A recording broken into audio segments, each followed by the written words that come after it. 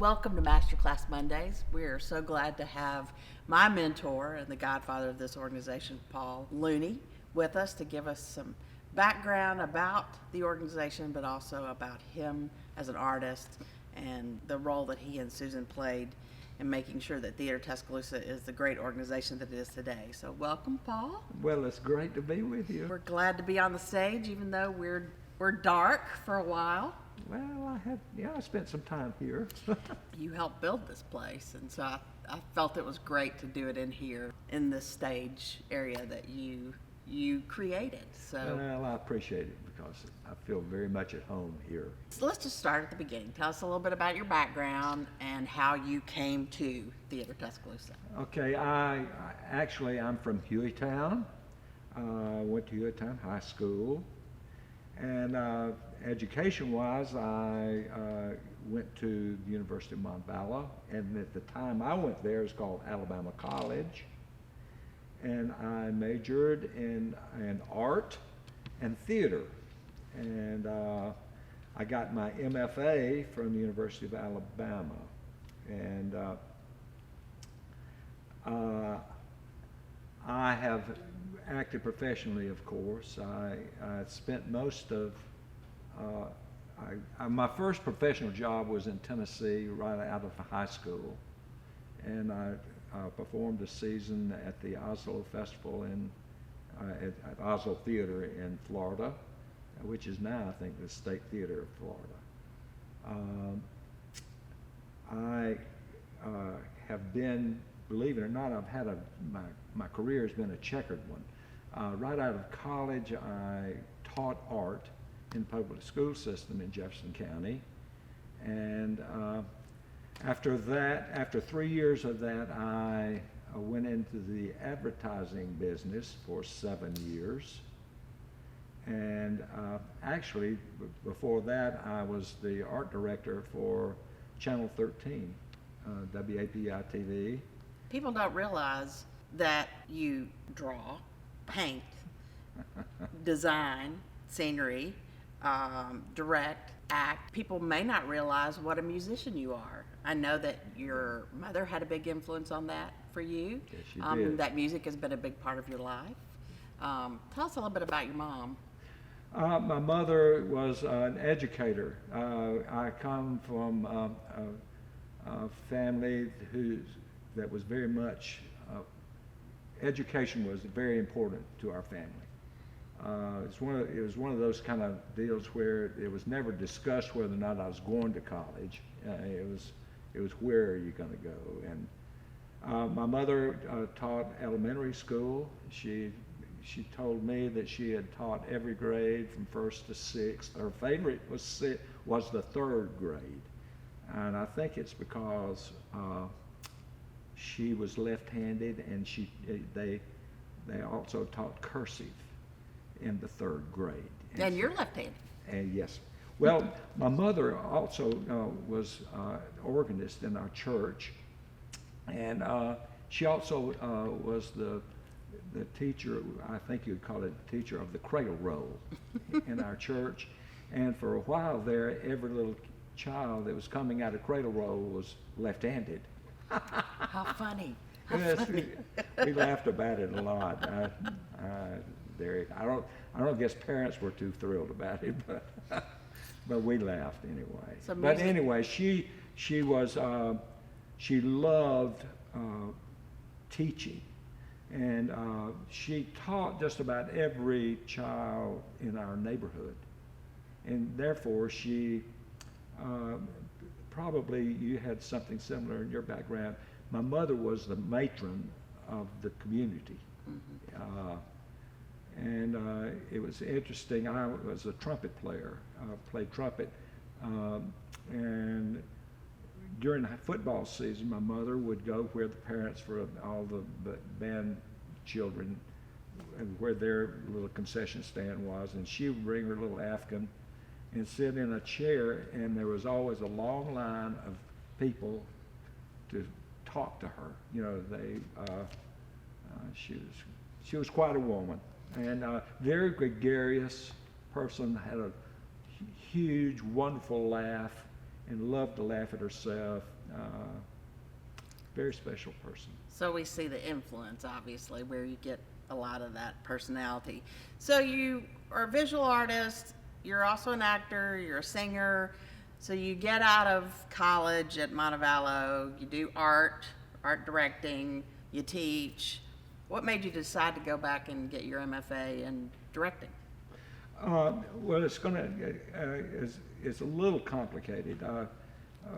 Well, my life is a little complicated, I guess. But actually, I went back to graduate school because after I was in the advertising business, Susan and I owned a Pasquale's restaurant, pizzeria, for 3 years. And that was the one thing in my lifetime I finally found something that I could not do. And that business failed. And the reason that I had bought the Pasquale's, it was Susan and my plan to use that as a source of income, and we were on our way to New York City. When that business failed, as a interim, a friend of mine asked me to come to the university and to redo all of the dioramas in the Natural History Museum at Smith Hall. And so for about 6 months, I redid all of the dioramas and the displays in that particular place. And while I was doing that, my friend and his wife said, "Why don't you go over there to the theater department and see if they had something for you? You might want to investigate that." And I was saying, no, I couldn't do it, couldn't afford it, so forth and so on, all the reasons you might want to think about. And ultimately, they pushed me to go over there. And I walked into the head of the theater department's office, and lo and behold, Ed Williams was sitting behind a desk, and he was a really close friend of mine when we were going to Montevallo. And his words were, "Paul, what are you doing here?" And so I kind of brought him up to date and asked, if there would be anything. And he said, "Of course, come on over. We'd love to have you," so forth and so on. And that literally introduced me to the graduate program at the University of Alabama.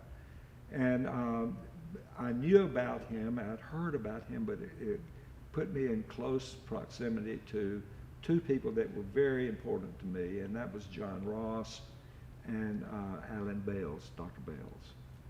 And so those three gentlemen ushered me through a spectacular 3 years. And I ended up with an MFA in directing and design. It was sort of an unusual thing. So after at the end of my graduate, my MFA years, Susan and I were actually on our way to Villanova to teach in their theater in their department. And it was at that point that Doug Perry, who was a friend of mine and had been in a production of Cabaret that I directed while I was a graduate student at the university. And he asked the question, if we were to do this, and put those 4 or 5 things together, would you and Susan be interested in staying in Tuscaloosa? And, so you were headed to Villanova, but Doug Perry, who's an old friend but now is a major player in the arts in Tuscaloosa, yes, begins to woo you and Susan to stay in Well, Tuscaloosa. it didn't take a lot because Susan's mother was living alone, and we were really concerned about moving to Philadelphia in a long distance away and leaving her here alone. And so the idea of being able to stay in Alabama was very appealing to us. Susan by that time, who I haven't mentioned it, but Susan was a dancer. That's how we met, but that's a whole nother story. but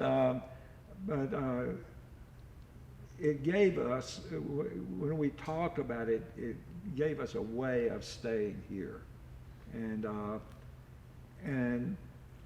I was interested in doing something that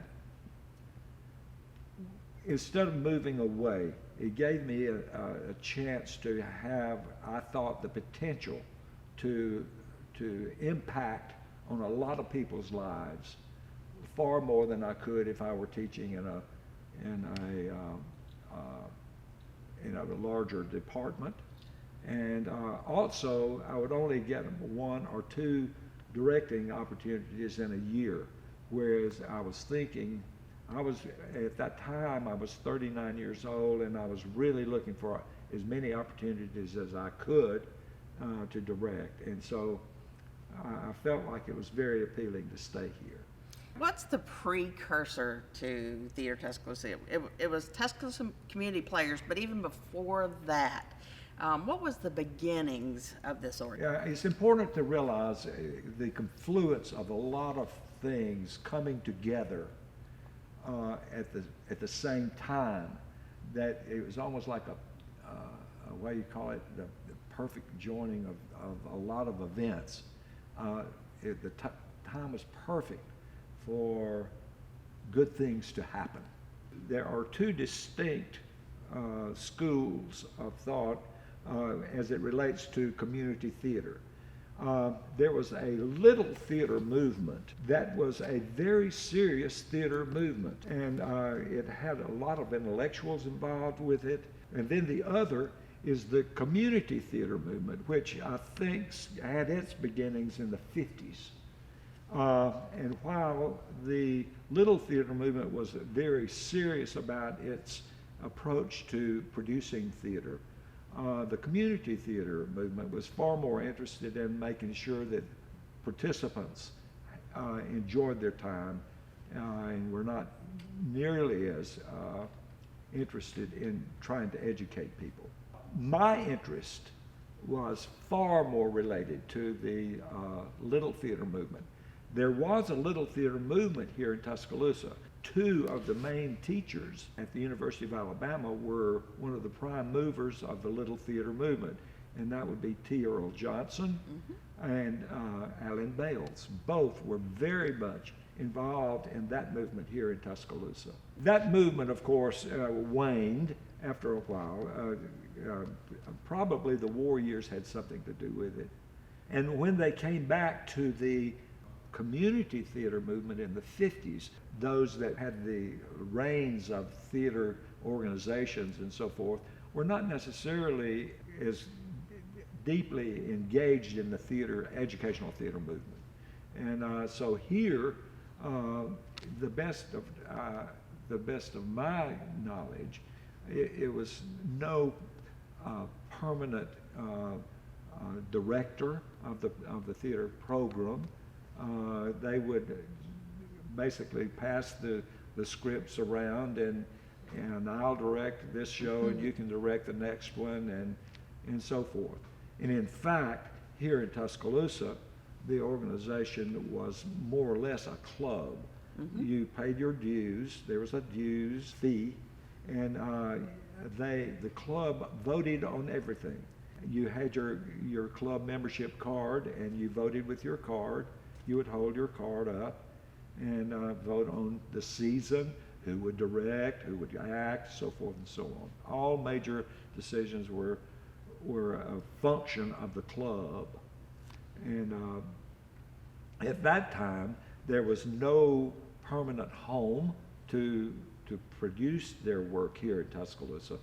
They were performing in church basements, and I think Holiday Inn let them perform there for some time. And they had no place to store costumes, no place to build scenery. The major theater production in a year was what they called, in those days, summer show. And that was a chance for teachers, professors in the music department, and the University of Alabama staff members, and community leaders in theater, and actors from all of these areas were able to join together in a big musical theater production. And as I understand it, that was the only musical production that was done in a year. By the time I was graduating from the graduate program at the University of Alabama, the community theater movement here in Tuscaloosa was on the wane. They were only running a show for 3 performances. By this time, they did, in fact, they had just been able to have a home to produce. The Alabama Theater had been purchased by the city and was making it, it was available for Tuscaloosa community players to produce their work. However, that movie palace was as glamorous a place as it was only Theatre Tuscaloosa Community Players was only attracting 300 people in a run, in an entire run. So they were close to closing their doors permanently. And the board of directors for the organization made the decision that they were going to, as a last attempt, to hire a full-time director. During that time, Tom Humphrey and Arthur Howington were interested in starting theater, teaching theater classes at Shelton State Community College.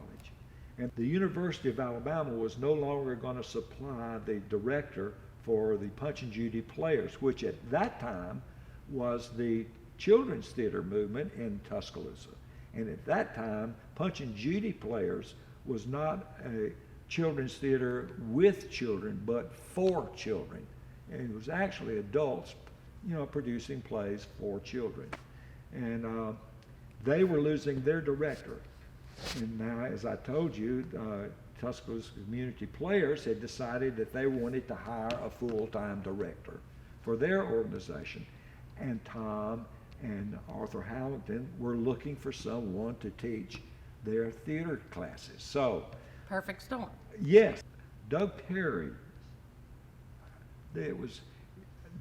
at that time was the director of the Arts Council, which was the landlord for the Bama Theater.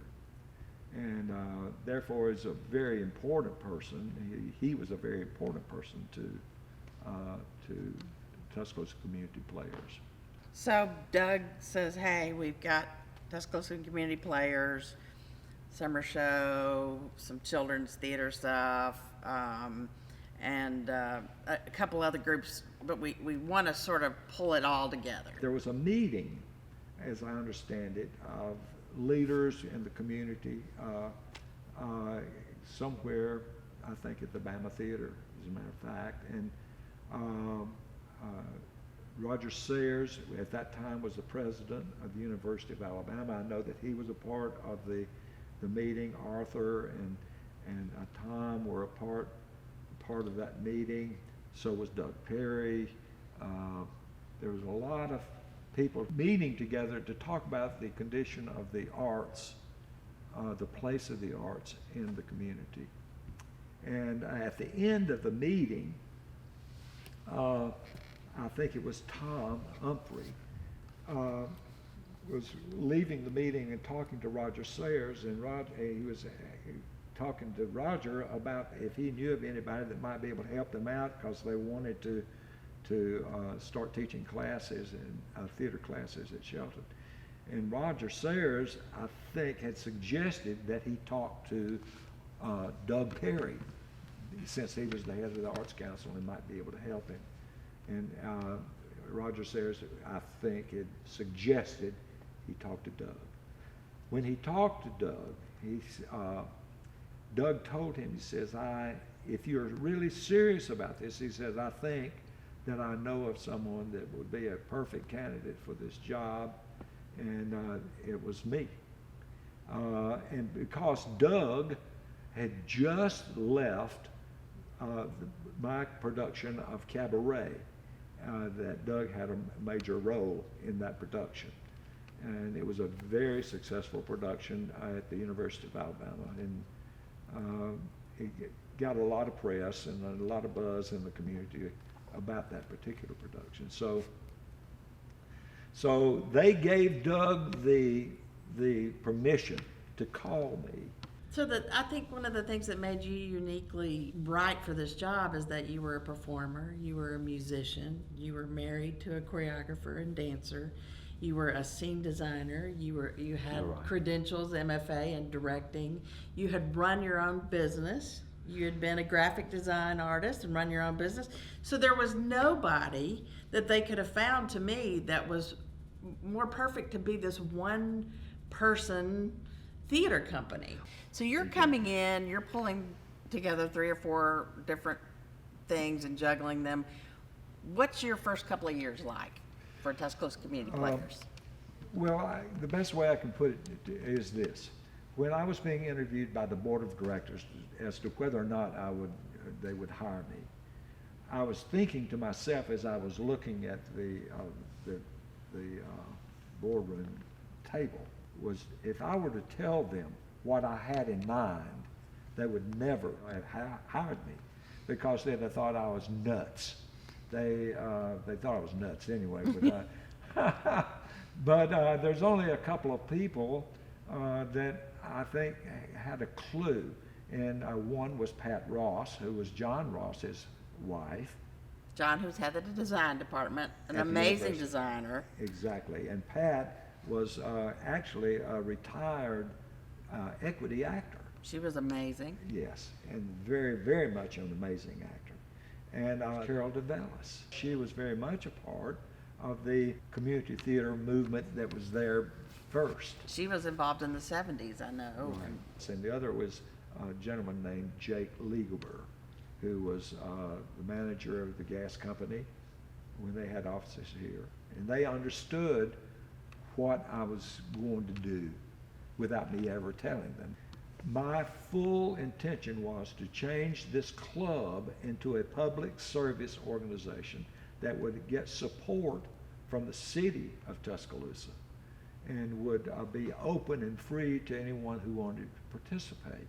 And another part of my plans was that I felt like the timing was perfect for us to have a town and gown situation. There were 2 organizations that would profit from uniting their efforts together, and that was Shelton State Community College, who wanted to start offering theater, but had no facilities at all, had no lighting equipment, had nothing that would, other than a chalkboard and the ability to buy a text. They had very little to offer in the way of a theater program. And then there was Theatre Tuscaloosa, or Tuscaloosa Community Players, who was looking for stability, stability in the sense of the old theater, little theater movement. And I had just come in my earliest years from a town and gown situation in Birmingham, Alabama, run by James Hatcher. From all of the things that I had learned from observing what James Hatcher had been doing with UAB and town and gown theater, and looking at the needs of Shelton State and what they wanted to do, it seemed like a perfect situation for me to marry them. Tuscaloosa Community Players did have costumes, they did have lighting equipment, and they had a place where you could store costumes, although it be the basement of the Alabama Gas Company.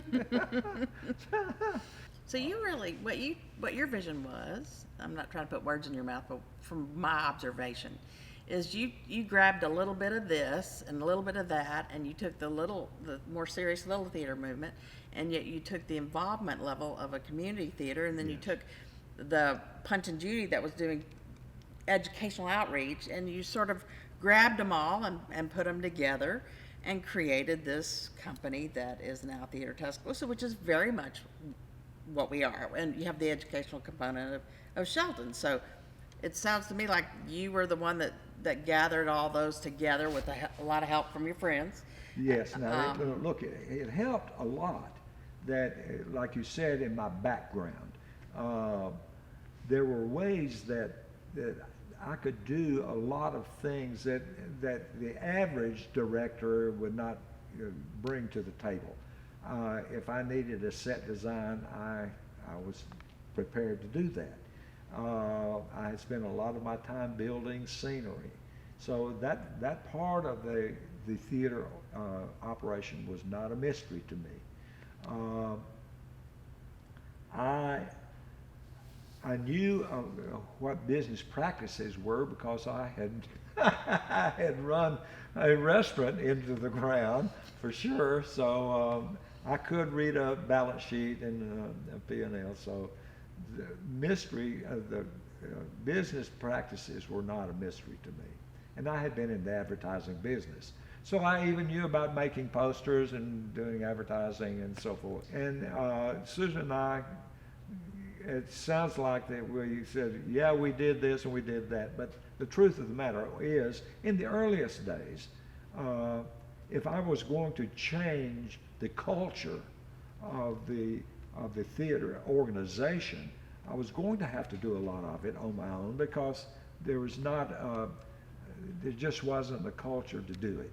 And it was going to be up to me and Susan to build that. And that's not going to happen quickly. Susan, in the meantime, is putting food on our table. She's a very, very talented dancer, and she had a tremendous interest in wanting to start a business of her own. And through the years here in Tuscaloosa, in the early days, she was very successful in starting a dance studio and trying to keep me sane. So the first couple of seasons, were you at the Bama? Yes. The first production that I did, I did not pick the first season. They hired me after the season was chosen. And the first production was going to be, oh God, Who's Afraid of Virginia Woolf? That lighthearted comedy. Oh yeah, oh Lord. And I had 4 people audition. And all you need is 4 people. And guess what? I hired them all 4. One of them, luckily, was Pat Ross and Emmett Weaver, who was the head of the Romance Languages department at the university, but an incredible actor. And so it was a artistic success, to say the least. And it started in the earliest days. Tom Humphrey and Arthur Hamilton, who were the ones closest to me. Leo Sumner was also the president of Shelton at that time. And they had the good grace. And this happens so infrequently in the world. I was given a job to do, and then they stepped out of the way and let me do it. I was told, as I started to say earlier, I was told by Tom Humphrey, he says, you do good for the school and produce good work. Mention the school, do good work, and that's all. And what that was visionary to me. Here we have a technical college that's, I guess, trying to find an identity. Shelton was sort of trying to find an identity, and it sounds to me like there was some real vision there to add the fine art. Now, I think that there was some visionary people that were involved with Shelton from its earliest days. And the reason they weren't being taken seriously is because they didn't have a big campus to go to. And then we got this beautiful campus in Yes, the we late did. late 90s, and we are the Community College of Fine Arts and have a wonderful music and art program, and of course Theatre Tuscaloosa being the anchor. So it was because of this partnership. Yes, well, I think Rick Rogers, who would later become our president, Tom Humphreys, Arthur Howington, they will all tell you that the explosive growth of Shelton State Community College happened, whether it be happenstance or what, started happening at the same time that Susan and I were doing what we were doing to grow or change our organization from a club to a public service organization. And that pretty much was what has welded our partnership together. And I think it'll always be that way.